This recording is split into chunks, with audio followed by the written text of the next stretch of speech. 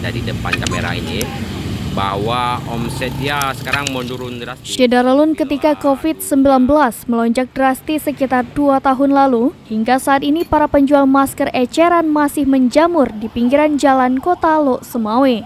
Omset mereka pun kala itu sangat menjanjikan, sehubungan dengan banyaknya masyarakat yang membeli masker.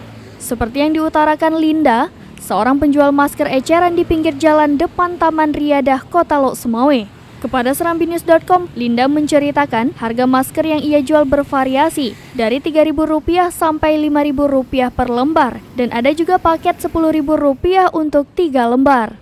Linda mengaku saat kasus COVID-19 masih lonjak, omset penjualannya rata-rata mencapai Rp200.000 hingga Rp300.000 per hari.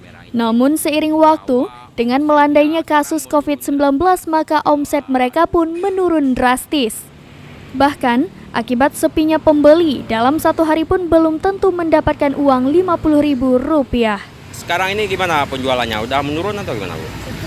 Sepi ya?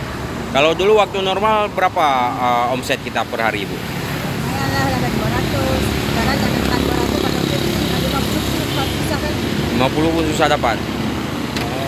Itu sejak kapan terjadi menurun, Bu? Ya, semenjak dah hilang COVID ya, enggak bulan. Ada berapa bulan? 2 bulan, 3 bulan? 3 bulanan. 3 bulanan nih. Kalau dulu omsetnya di atas 200 juga per hari. Ada juga datang kadang-kadang. Pokoknya rata-rata berarti 200-an, Bu ya. Kalau sekarang 50 Bu nggak sampai. Kalau harga masker berapa, Bu? Satu? Satu 5.000, ada yang 2.000 medis. Oh, gitu ya. Ada yang ya katanya ada yang sampai 10.000 ada juga. Ya, kalau tergantung barangnya, kalau barangnya tebal 5.000, tapi kalau barangnya tipis bisa jadi 3.000. Oh, tergantung ya barangnya. Dari Lok Sumawe, Saiful Bahri, Serambi On TV.